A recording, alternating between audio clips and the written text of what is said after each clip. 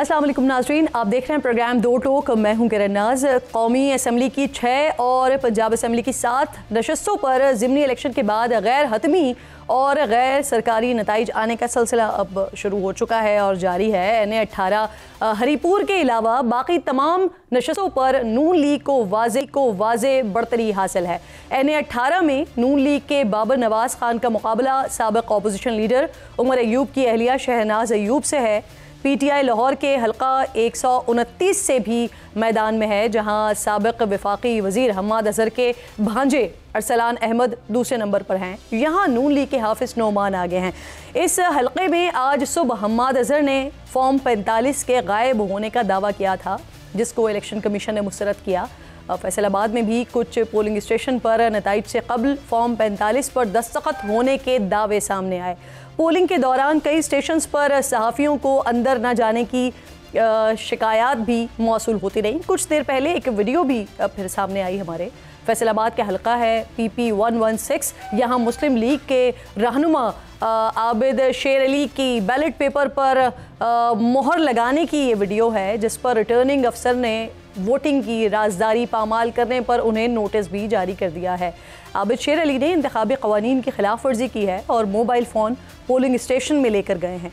उन्होंने वोट डालने की वीडियो बनाई या बनवाई, वो सोशल मीडिया पर भी पोस्ट कर दी गई। दूसरी तरफ एक और नून लीगी कारकुन ने भी फैसलाबाद में बैलेट पेपर की तस्वीर बनाई तो उन्हें पुलिस ने हिरासत में ले लिया। इसके अलावा तहरीक इंसाफ के बॉयकॉट के बाद जो वोटर टर्न आउट है वो माजी के मुकाबले में कम हुआ है या नहीं, इस पर बात करने के लिए प्रोग्राम में मेरे मोअज़्ज़ज़ मेहमान आज साथ मौजूद होंगे। अहमद बिलाल महबूब साहब, जो कि सरबराह हैं पिलडाट के, प्रोग्राम में ज्वाइन कर रहे हैं। मैं आपको खुशामदीद कहूँगी। सर, मुझे सबसे पहले अहमद साहब ये फरमाइए कि किस तरह का आपने आज का सारा दिन देखा इलेक्शन के हवाले से? पोलिंग के दौरान किस तरह की शिकायत सामने आई? और जो एक बात हो रही है कि पाकिस्तान तहरीक इंसाफ के बॉयकॉट के बाद टर्न आउट में बड़ा वाज़े फ़र्क आया है, क्या ऐसा ही है सर? जी बहुत शुक्रिया।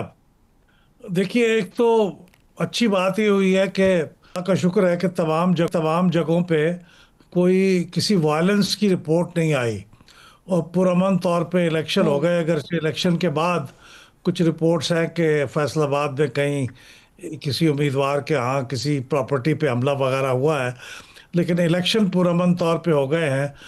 खदशा था कि खैबर पख्तूनख्वा की एक नशिस्त पे जहाँ बहुत कांटे का मुकाबला जारी है, वहाँ शायद कोई अमन अमान की सूरत पैदा हो जाए, लेकिन अल्लाह का शुक्र है वहाँ भी ऐसा नहीं हुआ और ये बर वक्त उसके इंतज़ामात हो गए, तो अच्छी बात तो ये है।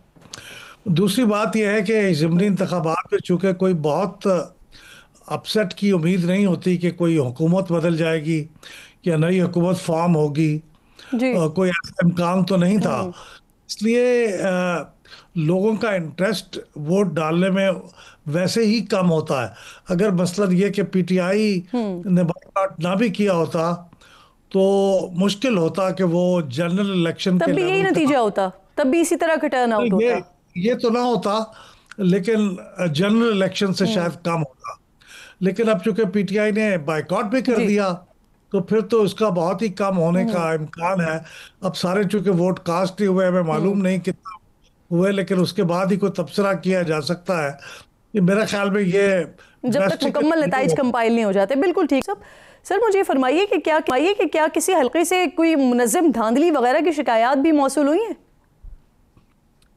एक दो जगह पे मैं मीडिया पे देख तो रहा था, लेकिन कोई ऐसी मुनज़्ज़म धांधली की बात नहीं थी। मसला एक साहब कह रहे थे कि उनके पोलिंग स्टेशन में बैलेट पेपर्स कम थे जितने बैलेट पेपर्स होने चाहिए थे। गालबन ये मुजफ्फरनगर की बात है। इस तरह की नौयत की बातें थी, लेकिन वो आइसोलेटेड थी। मुनज़्ज़म धांधली का तो अभी तक इल्ज़ाम नहीं लगा। मेरे ख्याल में इस बाइकआउट के बाद जो लोग इल्ज़ाम लगा सकते थे वो तो कंटेस्ट में थे ही नहीं, तो अब 2 इलेक्शनों में वो कंटेस्ट में थे, वहाँ अभी तक वैसी की बात मैंने मीडिया पे तो नहीं देखी। जी सर, यही बात जो हमने आगाज़ में भी वोटर टर्नआउट के हवाले से बात की, तो इस पूरे इलेक्शन में आज के पाकिस्तान तहरीक इंसाफ 2 हलकों से कॉन्टेस्ट कर रही थी, एक हरीपुर का और एक लाहौर का। तो सर अब जब टर्नआउट की बात हो रही है तो इस बॉयकॉट के बाद इन दोनों हलकों पर और इन दोनों हलकों के अलावा जो रिमेनिंग 11 हलके हैं, फिर वहाँ कोई वाज़ेह फ़र्क नज़र आया कि जिससे हम बात कर सकें कि ये बॉयकॉट की वजह से है, या फिर जो माजी में हमने हमेशा देखा है ज़िमनी इंतखाबात में टर्नआउट या इंटरेस्ट अवाम का उस तरह से होता नहीं है, वही सिचुएशन अभी भी है? जी हाँ, टर्नआउट के बारे में तो मैं हतमी तौर पे कुछ कह नहीं सकता, लेकिन मैंने ये देखा है कि हरीपुर में काफ़ी जोशो खरोश था और वहाँ पे जी। आज भी बहुत क्लोज हैं एक दूसरे के। और कभी मुस्लिम लीग नवाज के उम्मीदवार के वोट ज़्यादा हो जाते हैं और कभी पीटीआई के सपोर्टेड उम्मीदवार के वोट ज़्यादा हो जाते हैं। तो वहाँ पे बड़ा क्लोज कीन कंपटीशन है दोनों के दरमियान।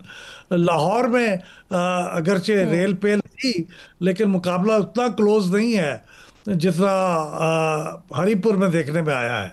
तो ये यकीनन यहाँ पे बेहतर टर्नआउट होगा, क्योंकि पीटीआई कंटेस्ट कर रही थी। कितना बेहतर हुआ होगा ये अभी कुछ देर इंतजार करते हैं। सर, जो शिकायत अभी तक मौसूल हुई, जो आप भी खुद भी कह रहे हैं कि मीडिया पर ही ये शिकायत देखी, अब कहीं से हमें पता चल रहा है कि वो फॉर्म 45 गायब हो गया, हमाद अज़हर साहब की तरफ से इल्ज़ाम लगाया गया, इलेक्शन कमीशन ने उसे मुस्तरद कर दिया। फिर कई हलकों में पोलिंग वक्त ख़त्म होने से पहले जो पोलिंग पेपर्स हैं वो ख़त्म हो गए, इसकी शिकायत आई, कंप्लेंट्स आई, बूथ से सहाफ़ियों को बाहर निकालने के इल्ज़ाम भी आए सामने। फिर वो कुछ वीडियोज़ बनाने के, एक जगह आबिद शेर अली साहब वीडियो उनकी बन रही है या वो बनवा रहे हैं, दूसरी तरफ एक और भी कारकुन था जो वीडियो बनवा रहा था, या उसने वीडियो बनाई और पोस्ट कर दी, उससे पुलिस ने अरेस्ट भी कर लिया। आपकी नज़र में आई है इस तरह की शिकायत, या आपके पास ऐसी शिकायत कोई मौसूल हुई है इस इलेक्शन के हवाले से? मेरे इल्म में तो ऐसी कोई चीज़ नहीं है। फॉर्म 45 का गायब हो जाना बिल्कुल अनलाइकली है, क्योंकि देखिए ना, वो तो एक ही फॉर्म एक पोलिंग स्टेशन पे उन्होंने भरना होता है, तो उसके गायब हो जाने की तो कोई तुक नहीं है। और अगर वहाँ पे कुछ पोलिंग स्टेशनों से गायब हो गए हैं तो फिर वहाँ पे तो शायद रीपोलिंग की भी नौबत आ जाए। तो ये फॉर्म 45 का गायब होना मेरी समझ में नहीं आता। अलबत्ता चंद लोगों ने जिन्होंने बरसरे आम बैलेट पेपर के ऊपर स्टैंप लगाई है, वो बिल्कुल गलत बात है। खासतौर पे हुकूमत के साथ ताल्लुक रखने वाले लोग अगर ऐसी बात करेंगे तो फिर बाकी लोगों को ऊपर कैसे एनफोर्समेंट हो सकेगी लॉज की? ज़ाब्ता अखलाक की खिलाफ वर्जी भी है ना सर ये। अब मुझे ये फरमाइए अहमद साहब, एग्जिट पोल किया गया है क्या? और अगर किया गया है तो स्पेसिफिकली वो हलके के जहां पर फिर 2 बड़ी पार्टीज कॉन्टेस्ट कर रही हैं, पीटीआई पीएमएलएन, तो लाहौर और हरीपुर के हवाले से अगर एग्जिट पोल हुआ है तो क्या नतीजे रहे हैं वहां के? देखिए, ये जो इलेक्शन कमीशन ने एक ज़ाब्ता अखलाक जारी किया हुआ है, उसके मुताबिक आप एग्जिट पोल नहीं कर सकते, और अगर कर भी लें तो उसके नतायज फौरन जारी नहीं कर सकते। तो मेरे ख्याल में एग्जिट पोल तो मुझे नहीं लगता कि हुआ हो इस पाबंदी की वजह से, क्योंकि वो अगर करते हैं तो वो जरा एकेडमिक से डिस्कशन होती है कि नौजवानों ने कितना वोट डाला, उसको देखने के लिए, इस तरह की चीज़ों को देखने के लिए होता है। सर, लाहौर के हवाले से ना एक डिस्कशन हो रही है, जो लीगी वज़रा हैं उनकी जानिब से ये कहा जा रहा है कि मरियम साहिबा ने पंजाब में बहुत काम किया है, लाहौर में बहुत काम किया है, तो इसलिए पाकिस्तान तहरीक इंसाफ अपनी मकबूलियत खो रही है।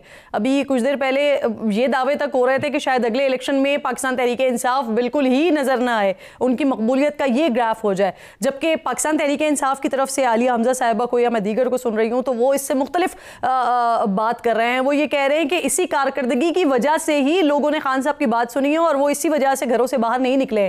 तो सर, क्या वाकई जो लीगी रहनुमा कह रहे हैं उनके दावे दुरुस्त हैं, या जो पाकिस्तान तहरीक इंसाफ कह रही है उनके दावे दुरुस्त हैं? सर,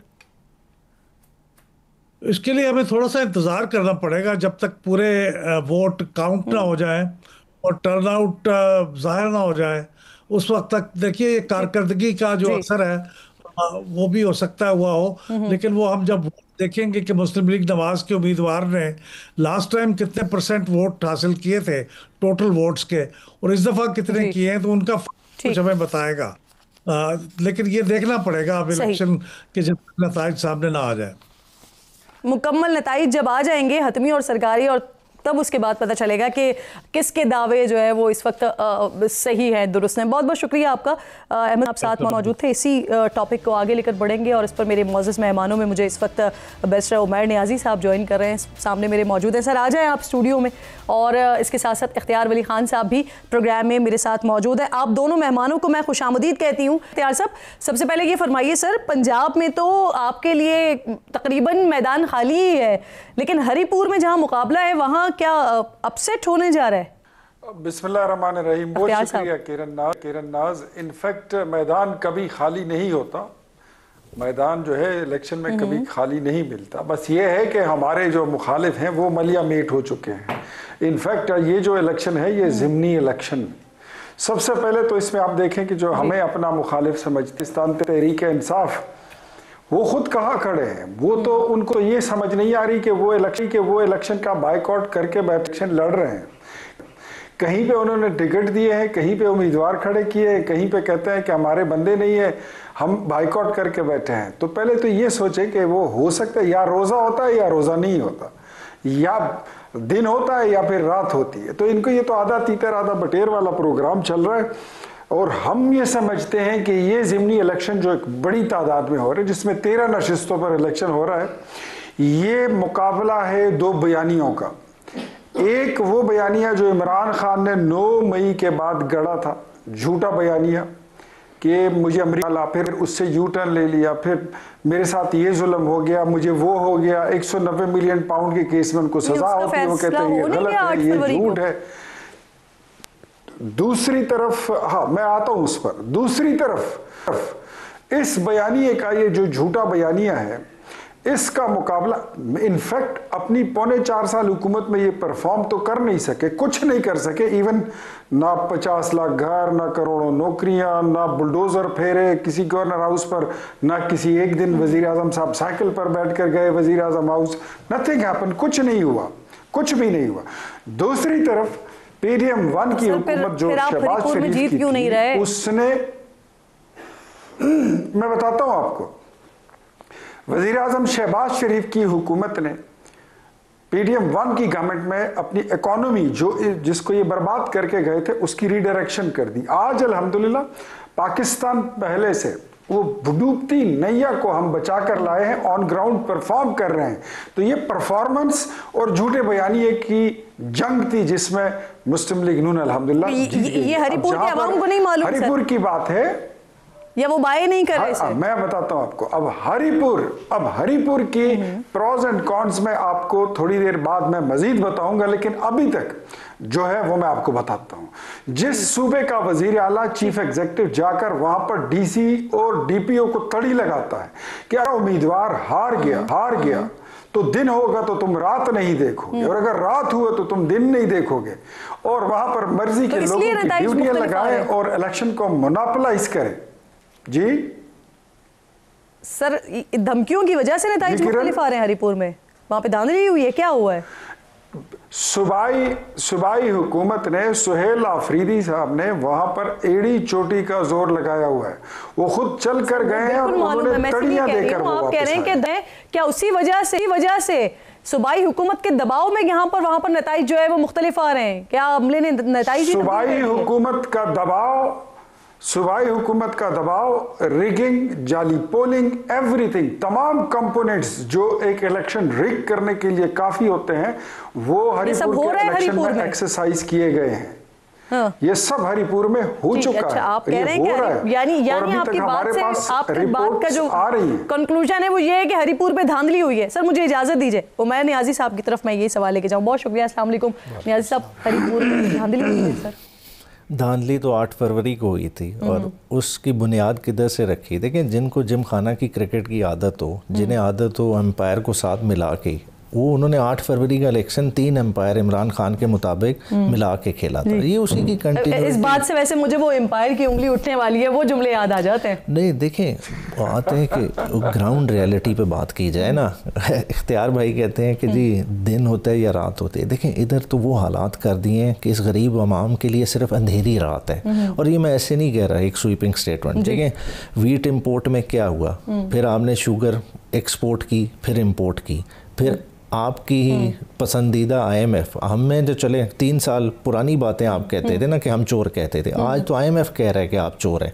5300 अरब ये नैरेटिव जो आप अपनी जो फॉलोइंग है उन तक पहुंचा रहे हैं, लेकिन फिर 5 सीट्स पर क्या हुआ है जहां पे MLN जीत रही है, तो और 1 to 9। देखें, आप मेरा लफ्ज ना ले या इख्तियार भाई का लफ्ज ना ले या किसी और का लफ्ज ना ले, देखें कैमरा तो आपके पास है, क्या सुनसान पोलिंग स्टेशन नहीं दिखाए, क्या सोशल मीडिया पे वीडियोस नहीं मौजूद के हमाद अजहर वाले हल्के में जामिया अजहर साहब फौत हुए कि 3 बजे ही फॉर्म 45 बाहर आ गया, जो रिटर्निंग ऑफिसर फाड़ा। ये सारी चीज़ें किसी से ढकी छुपी नहीं है। जिस तरह का इलेक्शन हुआ, जिस तरह का टर्न आउट हुआ, वहाँ से ढका छुपा नहीं। तो क्या फिर आप उसे चैलेंज करेंगे, क्योंकि फिर वहाँ तो दोबारा इलेक्शन करवाने पड़ेंगे ना? देखें, 8 फरवरी को भी तो चैलेंज किया था, क्या वो दोबारा इलेक्शन हुए? जब देखें आपके IMF कह रहे हैं कि मुल्क में एलीट कैप्चर हो चुका है, क्या आपके ऐवानों में एलीट कैप्चर नहीं हो गया? क्या बलूचिस्तान से जो नुमाइंदे आए हैं, क्या वो हकीकी नुमाइंदे हैं? जो पंजाब के आए हकीकी नुमाइंदे? देखिए, आपने पिक एंड चूज करके लोग बिठा दिए। सर जहां पर आप हार रहे हैं वहां पर तो ये सब कुछ हो गया, लेकिन यही सब कुछ क्या हरिपुर में नहीं हुआ जहां जीत रहे हैं आप? देखें, हरिपुर में हम जीत रहे हैं तो हमने अपने ये इख्तियार भाई ने इल्ज़ामात लगाए ना, तो बिल्कुल लेके जाए, हम नहीं कहते, ठीक है। इन्होंने कहा कि सोहेल अफरीदी ने ये कहा, देखें सोहेल अफरीदी की आप स्टेटमेंट आउट ऑफ कॉन्टेक्स्ट तो बताएं ना।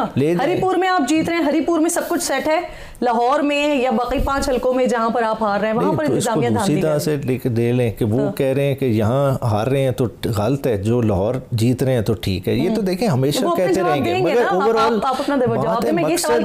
मकसद देखें पिन पॉइंट करने का क्या है कि इलेक्शन कमीशन जिसका काम था इलेक्शन कराना, जो 8 फरवरी का इलेक्शन ठीक नहीं करा सका, क्या वो बाद के इलेक्शन और एक हल्के का सही करवा रहा है? किसी का भी ठीक नहीं करा रहा। देखिए, वो अपनी मुद्दत गुजार चुका है, एक गैर आईनी स्टेटस उसका चल रहा है। आपने इलेक्शन कमीशन ही नॉमिनेट नहीं किए, आप लीडर ऑफ द ऑपोजिशन ही इसीलिए नहीं लगा रहे कि आपको इलेक्शन कमीशन तब्दील ना करना पड़े। देखिए, जब आप अपने फेवरेट्स के साथ निजाम चलाएंगे तो ऐसे नहीं चलेगा। वैसे क्या सर ये अच्छा नहीं है कि पिछले कुछ अरसे से तो खैर हमें ये वाले अब मनाजर नहीं नजर आते, लेकिन जहां पर आप हार रहे हैं उसे एमिकेबली तस्लीम किया जाए कि आप हार रहे हैं, जहां आप जीत रहे हैं वहां तस्लीम किया जाए कि आप जीत रहे हैं। और हमने तो बाइकआउट किया। देखें, 2 हलकों में PTI इलेक्शन लड़ रही है और दोनों हल्के में वाज़ेह तौर पे PTI जीती हुई है। में तो हार रहे हैं ना। कैसे हार रहे हैं? किसने कहा है? जीत रहे हैं आप 100% जीत रहे हैं। देखिए, यही तो कह रहा हूँ, अपने कैमरे को इस कमरे से बाहर दौड़ाएं, देखें, सबूत ढूंढने की कोशिश करें, चीजें लिखी हुई किस तरह से। अभी तक हमारे पास गैर सरकारी नतीजा आ रहा है, उसमें हरिपुर में आप जीत रहे हैं, आगे हैं आप, अच्छा मार्जिन है, और 1 to 9 में आप हार रहे हैं। देखें, आप जिस रिजल्ट की बात कर रहे हैं ना, फॉर्म 45 की बात कर रहे हैं, आप देखें तो सही किस तरह से प्रेजाइडिंग ऑफिसर्स को अमले को दौड़ा के ले जाया जा रहा है, और किस तरह से जो कैंडिडेट है उसको जहां रिजल्ट टेबुलेट हो रहा है उसको घुसने नहीं दिया जा रहा। ये चीज़ें छुपती नहीं है, ये चीज़ें चीख चीख के बोल रही हैं, मगर हम उन्हें देखना ना चाहें, हमारी अपनी मर्जी है। ठीक ठीक। इख्तियार साहब, ये जो अपोजिशन लीडर है पंजाब असम्बली, ये कह रहे हैं कि हुकूमत ने उनके कारकुनान को कैंप्स नहीं लगाने दिए, गिरफ्तार किया गया। कई पोलिंग स्टेशन से वीडियो आई जहां सहाफियों को बेदखल किया जा रहा था। सर, ये क्या हो रहा था? उमैर नियाजी साहब वैसे बैरिस्टर हैं और इतने बड़े तगड़े वकील हैं, ये अगर अपने अच्छे दलाइल नहीं देंगे तो ये क्या करेंगे? अब मुझे ये बताइए कि मैं फिर कहता हूँ कि ये कैसे हो सकता है कि एक घर में आधे लोगों ने फर्जी रोज़ा रखा हुआ है, दूसरे कहते हैं हम तो कल हुकूमत के साथ रखेंगे। ऐसे कैसे हो सकता है? ऐसे नहीं हो सकता ना।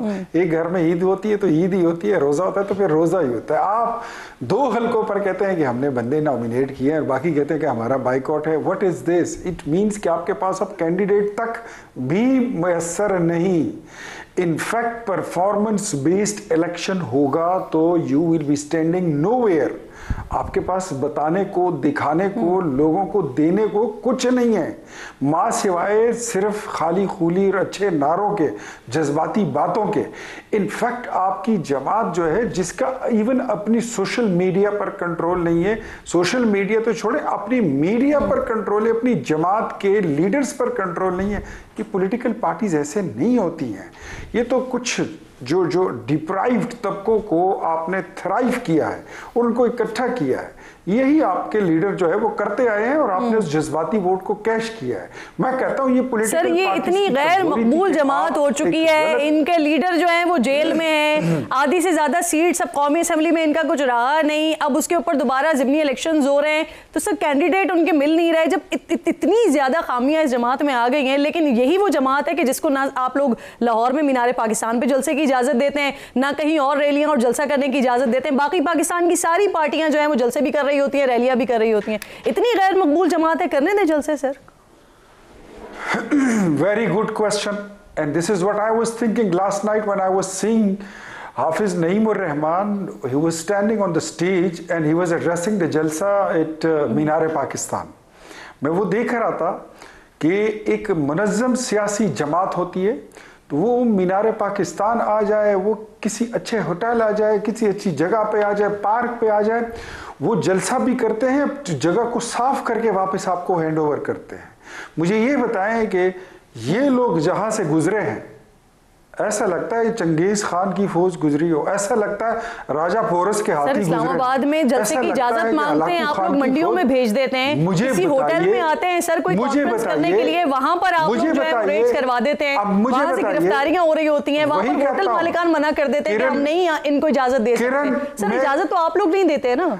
एक आप देखें, अगर ये लोग GHQ गए तो वहां पे इन्होंने क्या किया, अगर ये कोर कमांडर हाउस गए तो वहां क्या किया, अगर ये जियारत रेजिडेंसी कायद-ए-आज़म के घर पर गए तो वहां क्या किया। जो काबिले मजम्मत था, नहीं मैं कल भी काबिले मजम्मत था, आज भी काबिले मजम्मत है। सर मैं 9 मई की बात नहीं कर रही हूं, मैं इंतखाबी जलसों की बात कर रही हूं, रैली की बात कर रही हूं। सर ये लोग D चौक आ जाते हैं तो वहां पर कब्रें खोदते हैं, सियासी जमातें ऐसे करती हैं, ये कफन पहनकर बैठ जाते हैं, ऐसे करते हैं।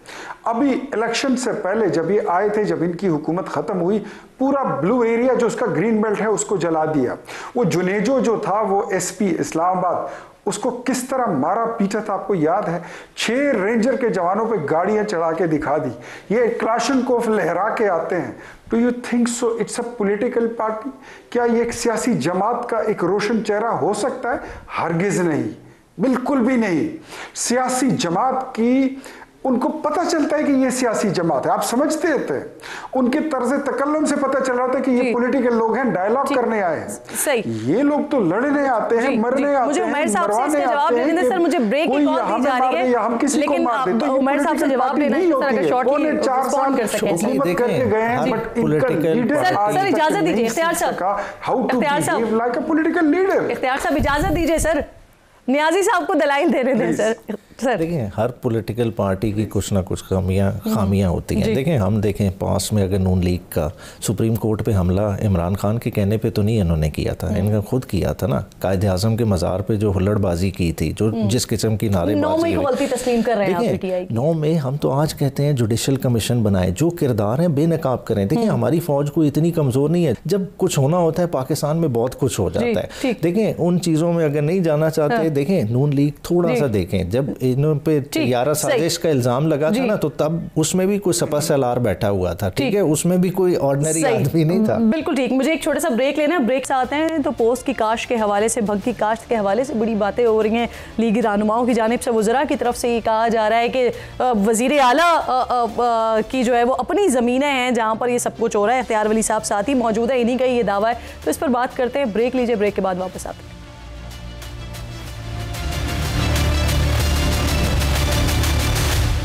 प्रोग्राम में एक बार फिर आपको खुशामदीद कहती हूँ। मेरे दोनों इंतहाई मोअज़्ज़ज़ मेहमान मेरे साथ ही मौजूद हैं। इख्तियार वली खान साहब ने दावा क्या किया है सुहेल आफरीदी के हवाले से, वज़ीर आला के हवाले से, पहले ज़रा सुन लीजिए, फिर दोनों मेहमानों से इस पर बात करेंगे।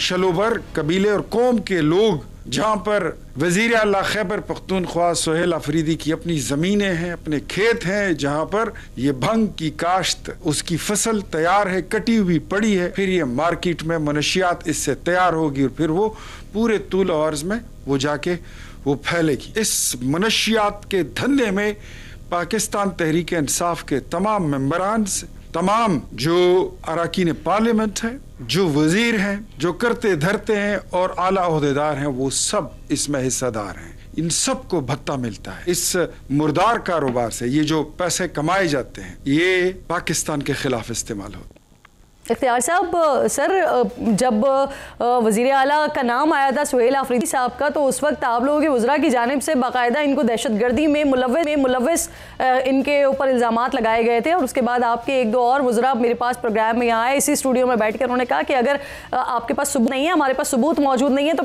तो फिर हमें ये बात नहीं करनी चाहिए। अब आपकी जानिब से ये मनशियात फरोशी के दावे किए जा रहे हैं, तो इसके हवाले से कोई सबूत आपके पास मौजूद हैं या ये सोशल मीडिया को बुनियाद बनाकर ये दावा किया गया है? इख्तियार साहब। किरण, गुज़श्ता दिनों ये चीज़ जो है ये झूठी नहीं है। इनफैक्ट बहुत सारी चीज़ें हैं जो हम टीवी पर नहीं कर सकते, कुछ मैं आपको। इस वक्त खैबर पख्तूनख्वा की कैबिनेट में एक मिनिस्टर ऐसे भी हैं कि जिनकी भाई की गाड़ी मनशियात के स्मगलिंग में पकड़ी गई है, पेशावर के एक थाने में खड़ी है। मैंने आज उनको फिर कहा है कि आप ज़रा मेहरबानी करके उनको अपनी कैबिनेट से निकाल दें। अगर नहीं निकालेंगे तो फिर मैं आपको बता देता हूं कि वो कौन है। दूसरी बात मैं आपको ये बताऊं कि सुहेल आफरीदी साहब जो हैं वो कहते हैं कि मेरा इससे कोई ताल्लुक नहीं है। ताल्लुक है या नहीं है ये दूसरे नंबर पे रखते हैं।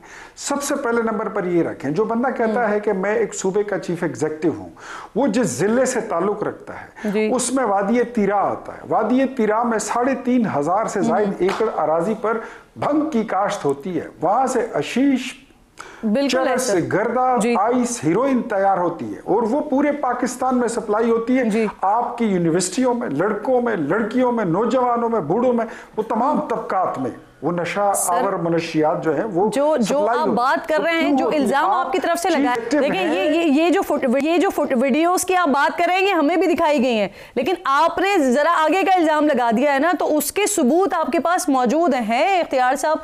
और दूसरी बात ये है कि सर एंटी नार्कोटिक्स फोर्स ये तो विफाक के अंडर में है ना, अगर आपके पास सारी चीजें मौजूद है तो कार्रवाई करें।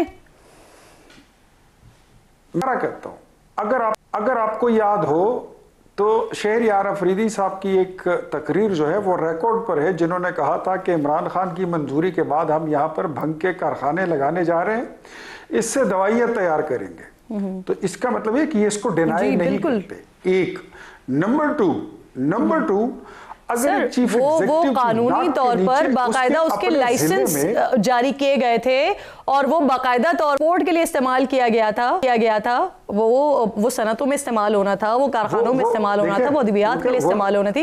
ये बिल्कुल सबको याद है। उस वक्त बड़ा आप लोगों ने मजाक भी बनाया था उस वक्त के प्राइम मिनिस्टर का इस बात पर। सर मैं हाथी के दांत खाने के और दिखाने के और इस मनशियात के कारोबार में 3 लोग इन्वॉल्व हैं, स्मगलर्स, टेररिस्ट और पॉलिटिकल माफिया। वहां के पार्लियामेंटेरियंस, एमपीएस, सेनेटर्स, पीटीआई के ओहदेदार, और ये पैसे किस किस लेवल पर तकसीम होते हैं ये आपकी सोच है। अगर नहीं होते तो फिर वजीर आला साहब उसको बंद क्यों नहीं करते? और आज तो वीडियो वहां के इनके कौम के लोगों ने, जो कबीले के लोग हैं, उन्होंने वीडियो अपलोड की है कि ये जो जमीन है वो जमीन सर एक बड़ी अहम मीटिंग में ये हमें बता, जिस पर ये सवाल किया था कि इसके ऊपर कोई कार्रवाई क्यों नहीं की जाती, तो कार्रवाई की रिस्पॉन्सिबिलिटी आती है आप लोगों की। तो सर विफाक के अंडर में है ना ANF, आप लोग कोई कार्रवाई क्यों नहीं करते अगर आपके पास तमाम सबूत मौजूद है इसके? तो अब आपकी बिल्कुल दुरुस्त है। वो बंदा दिखाता है कि ये जमीन जो है ये वजीर आला की है और ये उसकी कटी हुई फसल पड़ी है, इस पर ओस गिरेगी, ये पक्की होगी तो इसकी रॉ मटेरियल का फिर मनशियात तैयार होंगे। अब आप बातें जो कर रही हैं नारकोटिक्स की, तो मेरे ख्याल में ये नेक्सस इतना मजबूत है कि इन्होंने पूरा सिस्टम खरीद के रखा हुआ है, चाहे उसमें नारकोटिक्स के लोग हैं, चाहे उसमें कानून नाफिज करने वाले इदारे हों, लोकल पुलिस हो, डीसी हो, इंतज़ामिया हो, सारा सिस्टम इन्होंने खरीद के हर बंदे को अपना हिस्सा जाता है। यू कांट बिलीव कि ये कितना मजबूत सिस्टम है, इसमें कोई अंदर घुस नहीं सकता। जो लोग इसमें बैठे हुए हैं इंतहाई ताकतवर और बहुत बड़ा खतरनाक माफिया है। ये एक माफिया के मुतालिक कोई बोलता नहीं है, मैंने बात कर दी, कौम के सामने रख दी। वो चेहरा जो ये लोगों के सामने कॉस्मेटिक ग्लास ओवर के साथ, बड़े अच्छे मेकअप के साथ लोगों के सामने आकर बड़े अच्छे पार्लियामेंटेरियन और जमहूरियत पसंद बनते हैं, कानून पसंद बनते हैं, उनकी असल चेहरे जो है वो ये है। जी सर, आप इसको बड़ा बता रहे हैं कि हमें भी बताया गया था पॉलिटिकल टेरर नेक्सस के हवाले से, जिसकी अब आप बड़ी डिटेल में बता रहे हैं, जिसका जवाब लेने की इजाजत दीजिएगा। एक चीज आप इसके साथ जी एक चीज इसके साथ ऐड कर लें कि मैं क्विक बताता हूं, एक चीज इसके साथ ऐड कर लें कि वहां पर ऑपरेशन अगर आर्मी करती है, हमारी स्टैब्लिशमेंट और उस इलाके को टेररिज्म से साफ करती है, तो इसकी इजाजत क्यों नहीं देते? इसलिए नहीं देते कि फिर ये जितनी गंदगिरी है ये सारी फिर बाहर आती है, तो फिर उनकी ये कारोबार उनका चलेगा नहीं, ये फिर खत्म हो जाएगा। तो मैंने आपसे कहा ना कि इस पे फिर कार्रवाई करने की ज़रूरत है ना उमैर साहब। अगर ये इल्ज़ामात गलत हैं तो आप कानूनी कार्रवाई करेंगे सर, क्या करेंगे? अच्छा देखें, इख्तियार भाई बात कर रहे हैं, कोई प्रॉब्लम्स होते हैं। देखें हमारे रीजन में ड्रग का हब तो रहा है अफगानिस्तान और पाकिस्तान, मगर जिस पैराए में वो बात कर रहे हैं ना वो मिसकंसीव्ड है। देखें एक तो आपने ख़ुद कानून पास किया है, ये जो बात कर रहे हैं ये फिर अपनी फेडरल गवर्नमेंट की नफ़ी कर रहे हैं। कैनबिस कंट्रोल रेगुलेटरी अथॉरिटी किसने बनाई है? ये कह रहे हैं कि सिस्टम कॉम्प्रोमाइज़ है। तो ANF का हेड कौन बैठा हुआ है? मतलब ये किसकी तरफ इशारा कर रहे हैं? फिर अगर उस तरफ इशारा कर रहे हैं तो फिर खुल के बात करें। बात है वादी तीरा में बिल्कुल कास्ट होती है। अब आपने जब एक्ट पास कर दिया है, पॉपी स्ट्रॉ क्या दुनिया में क्या उसकी वुड नहीं बनती, बिकता? कैनबिस ऑयल क्या ट्रेड नहीं होता? आपने इसी मकसद के लिए बनाई है ना। मगर मसला क्या है कि अगर एक फेडरल ने एक रेगुलेटरी फ्रेमवर्क बनाया है और उसको इम्प्लीमेंट नहीं करा सकता तो किसकी नालायकी है? आप तो एक छोटे से रीजन की बात करें, 3000 एकड़। तो जिस वीडियो की, क्योंकि हमसे आगे की बात वो जो इख्तियार वली खान साहब ने दावा किया है ना, तो ये जो वीडियो बंदा बना रहा है उस दावे के बाद और दिखा रहा है, वो ज़मीन किसकी है? वो वज़ीर आला की ज़मीन है। मुझे तो उसका आइडिया नहीं, मगर बात है ये कह रहे हैं सिर्फ 3500 एकड़ की बात कर रहे हैं, 3000 एकड़ पे है। बात है इस वक्त बलूचिस्तान में कितने हज़ार एकड़ पे किसी को आइडिया है? लोरा लाई से ले के कोयटा तक जो काश्त है वो कौन करा रहा है, किसके है? अनरेगुलेटेड है। जो बाकायदा ड्रग्स की फैक्ट्री इस वक्त जो है ना चमन के बॉर्डर के साथ लगी हुई है वो किसकी हैं?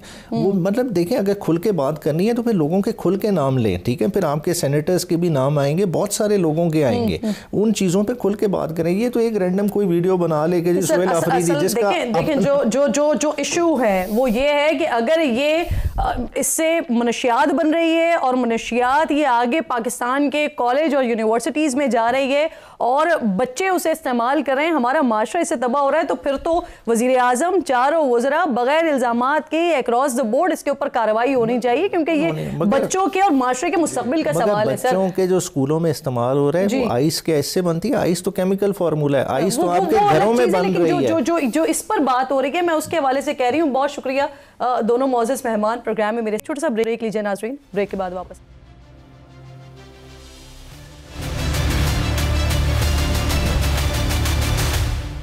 प्रोग्राम में एक बार फिर आपको खुशामदीद कहूँगी नाज़रीन। अमरीकी सदर डोनाल्ड ट्रंप गुज़िश्ता एक साल के दौरान सैकड़ों नहीं दर्जनों मरतबा दुनिया भर में अमन कायम करवाने और कई खित्तों में जंग रुकवाने का क्रेडिट खुद को दे चुके हैं, लेकिन एक जंग है जिसको रुकवाने में वो अब तक नाकाम नजर आते हैं, और वो है यूक्रेन और रूस की जंग, जिसे कई सिफारती कोशिशों, मुलाकातों, टेलीफोनिक राबतों, धमकियों और पाबंदियों के बावजूद अब तक अमरीकी सदर रुकवा नहीं सके हैं। लेकिन हाल ही में अमरीका की तरफ से यूक्रेन रूस जंग के खात्मे के लिए एक मुजव्वज़ा अमन प्लान सामने आया है, जिसकी मंजूरी के लिए सदर ट्रंप ने यूक्रेन को 27 नवंबर तक की डेडलाइन दे दी है और कहा है कि अगर यूक्रेन ये तस्लीम नहीं करता तो उसे हथियार और इंटेलिजेंस तक रसाई रोक दी जाएगी। मगरबी मीडिया में लीक होने वाले इस 28 निकाती मंसूबे में यूक्रेन को अपनी कुछ ज़मीन छोड़ने, फौज कम करने और नेटो में शमूलियत के इरादे से पीछे हटने जैसे निकात शामिल हैं, जिसे यूक्रेनी सदर पहले रद्द कर चुके थे। लेकिन कल कौम से खिताब में ज़ेलेंस्की ने कहा यूक्रेन को बहुत मुश्किल फैसले का सामना करना पड़ सकता है, या तो यूक्रेनी अपना कौमी वक़ार खो दें या अपने सबसे अहम इत्तेहादी का साथ खोने का ख़तरा मोल लें। यकीनन वो अमेरिका का साथ खो देने की बात कर रहे थे। ट्रंप के मुजव्वज़ा मुसवदे में यूक्रेन के सनती मशरक़ी इलाके डोनबास के एक हिस्से को रूस के कंट्रोल में देने की तजवीज़ समेत यूक्रेनी मुसल्लह अफवाज की तादाद कम करके 6 लाख तक लाने का कहा गया है। अमन मंसूबे में यूक्रेन की खुद मुख्तारी की तस्दीक होगी। यूक्रेन के लिए सिक्योरिटी गारंटीज़ के बदले अमरीका मुआवजा वसूल करेगा। यूक्रेन 100 दिनों के अंदर इंतखाबात करवाने का पाबंद होगा। यूक्रेन अपने आईन में ये शामिल करेगा कि वो नेटो में शामिल नहीं होगा और नेटो भी अपने कवानीन में ये शर्त शामिल करेगा कि मुस्तकबिल में यूक्रेन को रुकनियत नहीं दी जाएगी। साथ ही नेटो यूक्रेन में फौज तैनात नहीं करेगा और यूक्रेन को एटमी हथियार न बनाने का वादा भी करना होगा। अलबत्ता यूक्रेन यूरोपीय यूनियन में शमूलियत का अहल होगा। रूस के हवाले से इस अमरीकी मंसूबे में तजावीज़ के मुताबिक क्रीमिया समेत दीगर कुछ इलाके जहां रूसी फौज मुकम्मल तौर पर कामयाब नहीं हो सकी, उन्हें अमली तौर पर रूस का हिस्सा तस्लीम किया जाए और अमरीका भी ऐसा ही करेगा। रूस को बतदरीज पाबंदियों में रियायत दी जाएगी और उसे दोबारा G8 में शमूलियत की दावत दी जाएगी। रूस, यूक्रेन और यूरोप के दरमियान जंग न करने का मुआहदा भी तय किया जाएगा।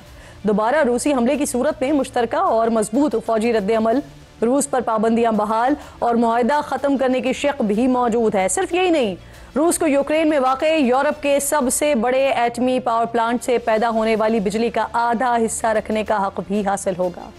अमेरिका रूस के साथ एक अलहदा मुआहदा भी करेगा जिसमें तवानाई, कुदरती वसाइल, इंफ्रास्ट्रक्चर, मसनूई जहानत, डेटा सेंटर्स और आर्किटेक्ट में नायाब मादनियात की कानकनी के शोबे शामिल होंगे। अमेरिका ने अमन मंसूबे की खिलाफ वर्जी पर रूस के साथ साथ यूक्रेन के लिए भी सजा तजवीज़ की है। लीक ट्रंप अमन प्लान में लिखा हुआ है कि अगर यूक्रेन रूस पर हमला करेगा तो वो अमरीकी सिक्योरिटी गारंटीज खो देगा। यूक्रेनी और अमरीकी वफूद स्विट्जरलैंड में बातचीत कर रहे हैं। यूरोपीय ममालिक ने इस मंसूबे पर मजीद काम करने की ज़रूरत पर जोर दिया है। यूक्रेन और रूस जंग का अहम फरीक होने के बावजूद इन यूरोपीय ममालिक से अमरीका ने मुशावरत ही नहीं की। दूसरी तरफ रूसी सदर का कहना है कि यह मंसूबा तनाज़े के पुरअमन हल की बुनियाद हो सकता है। साथ ही पुतिन ने अमरीकी तजावीज़ को ट्रंप के साथ अगस्त में अलास्का समिट के दौरान ज़ेर बहस मंसूबे का जदीद वर्जन करार दिया है। 3 माह पहले 15 अगस्त को अमरीकी रियासत अलास्का में रूसी और अमरीकी सदर की तारीखी मुलाकात के हवाले से फाइनेंशियल टाइम्स ने अपनी रिपोर्ट में दावा किया था कि ट्रंप ने यूक्रेन में जंग बंदी के बदले पाबंदियों में नरमी और तिजारत को बढ़ाने की पेशकश की थी, जिसे रूसी सदर ने मुस्तरद कर दिया था और यूक्रेन के हथियार डालने और डोंबास पर मुकम्मल रूसी कंट्रोल का मुतालबा रखा हुआ था। इसी रिपोर्ट में यह भी दावा किया गया था कि मुबैना तौर पर रूसी सदर ने एक तारीखी लेक्चर दिया था जिसने सदर ट्रंप को मुश्तइल कर दिया था। लेकिन अब नवंबर में खुद अमेरिका की तरफ से ये अमन मुआहदा सामने आया है जिसे माहिरीन रूस की विश लिस्ट करार देते हुए पुतिन के आगे सरेंडर करार दे रहे हैं। माहिरीन का इतराज़ है कि इस प्लान में यूक्रेन के लिए सिक्योरिटी गारंटीज़ के बारे में भी कुछ वाज़ेह नहीं है कि ये ज़मानतें देगा कौन और ये होंगी कितनी पायदार।